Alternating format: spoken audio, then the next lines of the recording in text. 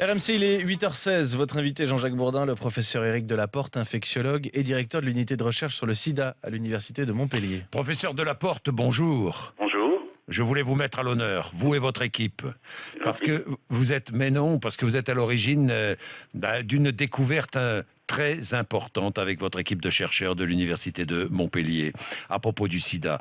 On connaissait jusqu'à présent 2 des 4 variantes du sida. Eh bien, vous avez découvert les 2 dernières. Ces 2 dernières variantes proviennent de gorilles du sud-ouest du Cameroun. Les 2 premières provenaient de chimpanzés, toujours du Cameroun. Ça veut dire quoi? Ça veut dire qu'on sait maintenant définitivement que le virus du sida a bien été transmis par les grands singes. Oui, tout à fait.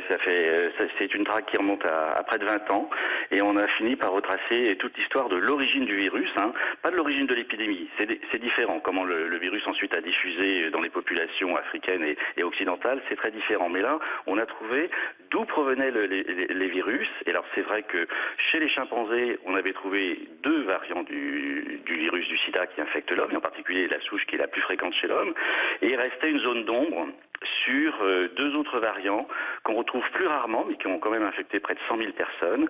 Et en continuant nos études de façon très très minutieuse, on a pu retrouver ça chez les gorilles. Oui, ça c'est très intéressant. Quelles sont les conséquences de cette découverte? En quoi elle est importante? C'est la fin de la traque du virus. Ça va nous permettre de mieux comprendre encore toute l'évolution du sida. Alors oui, c'est fondamental parce que finalement, on découvre qu'il a suffi de 4 épisodes de transmission du singe à l'homme, 4 et seulement 4, pour ensuite avoir une diffusion mondiale de cette infection. Alors, les grands singes n'interviennent pas comme un réservoir, c'est-à-dire qu'ils ne vont pas alimenter l'épidémie.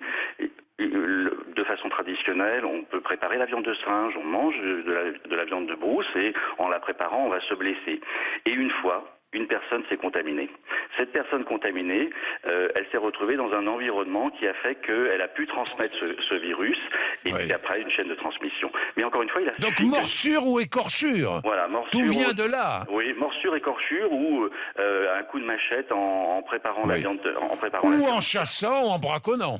Tout à fait, tout à fait. Malheureusement, le braconnage existe encore pour les grands singes. Les petits singes sont couramment chassés, mais effectivement, les grands singes sont des espèces protégées. C'était l'un des grands obstacles, effectivement, pour ces études, puisqu'il fallait qu'on fasse des études sans nuire à ces espèces. Alors, voilà. Donc, l'idée avait été de trouver des méthodes non invasives, et c'est pour ça que ça a mis pas mal de temps, parce qu'on a mis au point des techniques basées sur la collecte des déjections de singes. C'est tout à fait trivial, et c'est simplement par la collecte des crottes de singes qu'on a pu, comme ça, identifier les virus, les animaux et les sous-espèces infectées par ces animaux. Voilà. On sait donc maintenant que le virus du sida vient des chimpanzés et des gorilles. On sait que l'origine, c'est le Cameroun.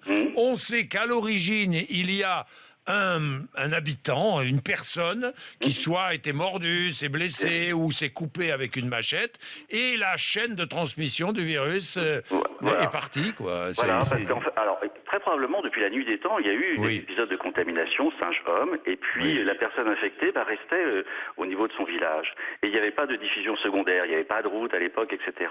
Il a fallu qu'il y ait une modification de l'environnement, et en particulier ensuite la chaîne de contamination à Kinshasa, c'est-à-dire que l'animal infecté ou la personne infectée est arrivé à Kinshasa dans les années 1920-1930, ça on a pu le dater aussi, et puis progressivement l'épidémie s'est développée à bas bruit dans la population de Kinshasa, parce qu'il y avait le facteur urbanisation massive, beaucoup d'hommes qui travaillaient sur le caoutchouc, les méthodes coloniales, il faut dire les choses également, et puis il y a eu dans les années 50 la grande crise, et avec les arrivées des Haïtiens qui sont arrivés pour les forces de l'ONU, pour les forces de la paix, au moment de l'indépendance, dans les années 60 plutôt, ces Haïtiens se sont contaminés, malheureusement, sont rentrés chez eux.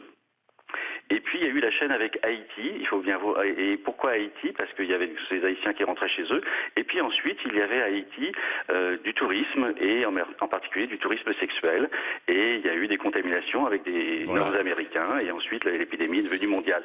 Donc vous voyez, il y a l'origine du virus, mais ensuite il y a l'origine de l'épidémie où plein de facteurs vont intervenir et pour lequel l'Afrique n'a rien à voir. C'est pas du tout pour stigmatiser l'Afrique.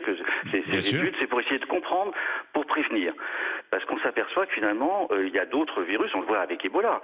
Ebola, on a également l'histoire d'un passage d'un animal à l'homme et des chaînes de transmission qui se font également grâce à une modification de l'environnement.